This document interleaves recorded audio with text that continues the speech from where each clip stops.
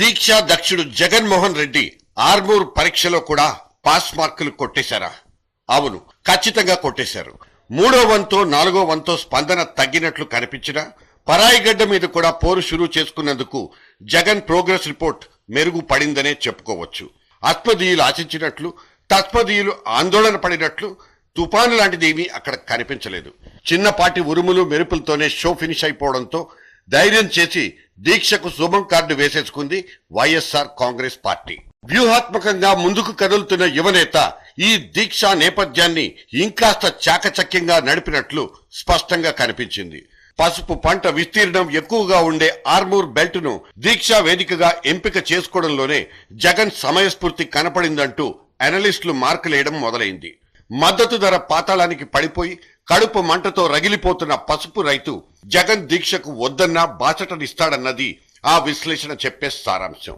తమ గోడు వినేవాడు ఎవడైనా ఒకడు దొరికాడన్న కంటి తుడుపు వాళ్లను జగన్ దిక్కుకు చూసేలా చేసిందేమో. తెలుగుదేశం ఖాతాలో ఉన్న ఆర్మూర్ నియోజకవర్గంలో దీక్ష చేపట్టిన జగన్మోహన్ రెడ్డి ముగింపు స్పీచ్ లో ఆ పార్టీ చీఫ్ చంద్రబాబు మీదకే ఎక్కువగా రంకెలేయడం పాత వ్యూహానికి కొనసాగింపుగా భావించుకోవచ్చా? చంద్రబాబు నాయుడు గారు ఇవాళ తాను చూపిస్తున్న ప్రేమ ఆప్యాయతలు ఇవాళ రైతుల మీదను పేదవాడి మీదను ప్రేమతో కాదు తాను చేస్తున్న ప్రతి పనికి కూడా నాకేంటి అన్న ఆలోచనతో చంద్రబాబు నాయుడు గారు ప్రతి పని కూడా చేస్తూ పోతూ ఉన్నారు. ఇవాళ ఇదే చంద్రబాబు నాయుడు గారు నిస్సిగ్గుగా రైతుల దగ్గరికి వచ్చి తాను 9 గంటలు కరెంట్ ఇస్తాను అని చెప్పి రైతులకు మరొకసారి అబద్ధాలు చెప్పుతున్నాడు. తెలంగాణ లోపలికొచ్చి రైతు కోసం అంటూ దీక్షకు దిగి ఆ దీక్ష స్టేజ్ మీద చంద్రబాబును తిట్టిపోయడంలో ఔచిత్యమేంటని మాత్రం అడిగితే జగన్ దగ్గర నో ఆన్సర్. నేనున్నానంటూ నువ్వు దూసుకొచ్చినా, నేనూ ఉన్నానంటూ చంద్రబాబు యాత్ర చేసినా చివరాఖరకు రైతన్నను ఉద్ధరించాల్సింది, పైకి లేపి బతుకునివ్వాల్సింది ఆ ఒక్క కిరణ్ కుమార్ రెడ్డి మాత్రమేనన్నది మాకున్న అవగాహన. మరి ఆ కిరణ్ ను గాని, ఆయనకు కుర్చీనిచ్చి కాపు కాసే సోనియాను గాని జగన్ ఎందుకు టార్గెట్ చేయలేదు? వీసవెత్తు ఆరోపణైనా సంధించడానికి ఆ యువకుడు ఎందుకు సందేహించాడు? జగన్ స్పీచ్ ను A to Z విని చెవుల్లో వేసుకున్న తర్వాత మాకొచ్చిన సందేహం ఇది. అంతవరకు ఓకే, దీక్ష ఫస్ట్ హాఫ్ నంతా రొచ్చు చేద్దామని కలలు గని కయ్యానికొచ్చిన న్యూ డెమోక్రసీ గురించైనా ఈ యువనేత పల్లెత్తేనా మాట్లాడలేదు. బహుశా ఆ ఊసులెత్తితే తెలంగాణ అనే పదాన్ని ఉచ్చరించాల్సి వస్తుందన్న భయం కూడా కావచ్చు. సమైక్య గొంతులు ఏవైనా సరే ఉపేక్షించే ప్రసక్తే లేదంటూ హుంకరించిన కేసీఆర్లు, కోదండరాములు గడిచిన 72 గంటల నుంచి ఎక్కడ దాక్కున్నారన్న క్లారిటీ కూడా ఆ జగనే ఇవ్వాల్సి వచ్చేది.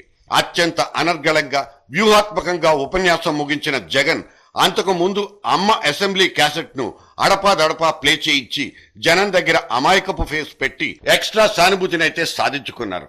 మళ్లీ భళా అనిపించుకున్నారు. ఒక్క దెబ్బకు 4 పిట్టలనైనా కొట్టగల దిట్టనంటూ ఆర్మూర్ దీక్షతో జగన్మోహన్ రెడ్డి రుజువుపరుచుకున్నారు.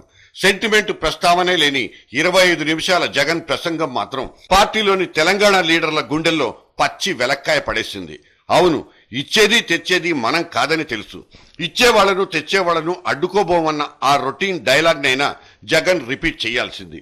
అలా చేసుంటే ఆయనే నమ్ముకుని రాజకీయ జీవితాన్ని గడుపుతున్న లాయలిస్టులు రేపు తలెత్తుకుని తిరిగే ధైర్యం కూడా దొరికేది. తెలంగాణ ఉప ఎన్నికలతో ఎలాగో తెగతింపులు చేసేసుకున్నాం గనక ఇక ఆ సెంటిమెంట్ తో మనకేం పనుందని జగన్ సైడిచ్చుకున్నారా? పరకాల నియోజకవర్గంలో పబ్లిక్ పరీక్షకు దిగుతున్న సురేఖ అక్కను గురించైనా ఈ తమ్ముడు జర సోచాయిస్తే బావుండేది. ఇప్పటికే పుల్లా పద్మావతి అనే ఇంకో ఆడపడుచు ఈ రాజన్న కొడుకు మీద అలిగి పార్టీ నుంచి పారిపోయినట్లు సమాచారం ఉంది. ఆర్మూర్ దీక్ష విజయవంతమేనన్న ధీమా అయితే దొరికింది కానీ ఆ తర్వాత జగన్ పార్టీ స్కోర్ పెరుగుతుందా, మరికొన్ని వికెట్లు పడిపోతాయా అన్న దగ్గరే క్లారిటీ మాత్రం మిస్ అవుతోంది.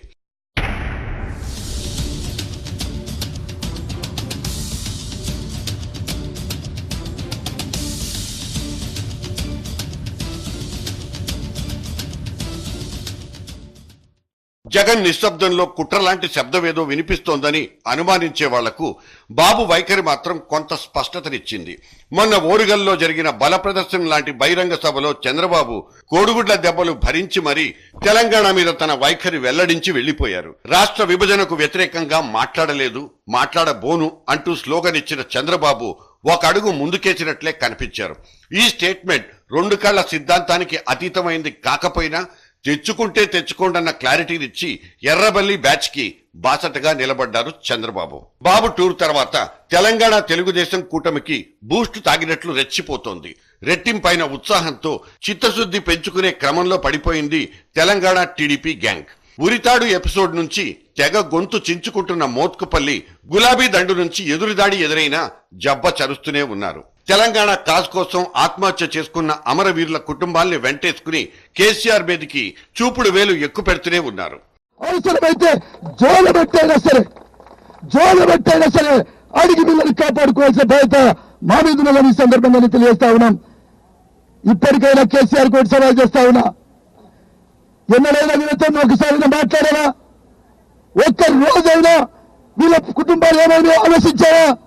అంతే కాదు కదా, నీవు నీ సుఖం, నీ కుటుంబ సంతోషం కోసం, వ్యాపారం కోసం తెలంగాణ వాదాన్ని తాకట్టు పెట్టే హక్కు నీకెవరిచ్చారని సందర్భంగా అడుగుతా ఉన్నా.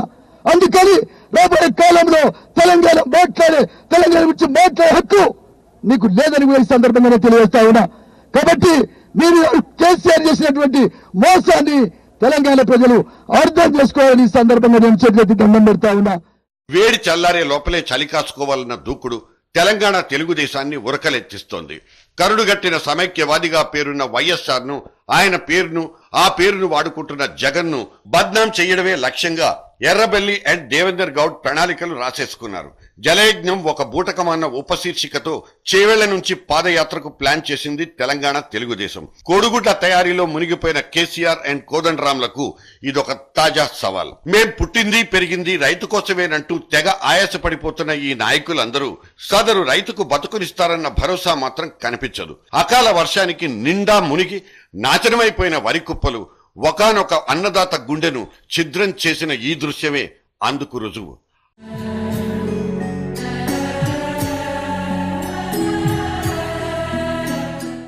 అన్నదాత దుఃఖీభవ, అందిందా ఆశీర్వాదం? దీక్షలు యాత్రలతో గోల పెడుతున్న ప్రతిపక్షాలకు, అన్నదాత ఆత్మహత్యలకు ప్రభుత్వం దగ్గర ధీటైన సమాధానం కాదు కదా, కనీసం చలనమే కనిపించదు. నష్టం అంచనాలు ఢిల్లీకి బట్వాడా చేసేసి గాల్లో దీపం పెట్టి కేంద్రానికి దండం పెట్టుకుంటోంది కిరణ్ సర్కార్. ఎందుకంటే అన్నదాత ఆకలి కేకల కంటే అధికార పార్టీలో లుకలుకలే ఆయనకు తల తెక్క పుట్టిస్తుండొచ్చు. తట్టలు మార్చుకుని తమతో కలిసిపోయిన పీఆర్పీ లీడర్లకు సముచిత స్థానం కల్పించడం కాంగ్రెస్ హైకమాండ్ కు తాజా శిరోభారం. మొదటి కోటాలో 2 మంత్రి పదవులకు మేడం ఓకే చెప్పి చాలా రోజులే అయ్యింది. వాటి ఖరారు దగ్గరే కాంగ్రెస్ లో కబడ్డీ గేమ్ షురూ అయిపోయింది. గంటా శ్రీనివాసరావు పేరును ముందుకు జరిపినా శ్రీరామచంద్రయ్యకు చెక్ పడేటట్టుంది. కడప జిల్లాలో యాంటీ జగన్ స్క్వాడ్ గా పేరున్న DL Ravindra Reddy, Ahmadullah, Veerashiva Reddy and brothers ఢిల్లీలోనే మకాం వేసి రామచంద్రయ్య మీద ఆజాద్, అహ్మద్ పటేళ్లకు పితూరీలు చెప్తున్నట్లు సమాచారం.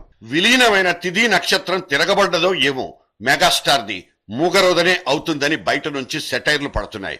ప్రమాణ స్వీకారాల కోసం తహతహలాడిపోతున్న తన అనుచర వర్గాన్ని ఎలా ఊరడించాలన్న స్క్రీన్ ప్లే చిరంజీవి దగ్గర లేకపోయింది. ఈ సెగనంతా పెడచెవిని పెట్టడానికేనన్నట్లు మన మెగాస్టార్ కు ఓ పసందైన విడిది కూడా దొరికింది. సభాపతి నాదెండ్ల మనోహర్ అరకులోయలో పెట్టుకున్న అవుట్డోర్ షూటింగ్ లో చిరంజీవి తెగ సందడి చేసేశారు.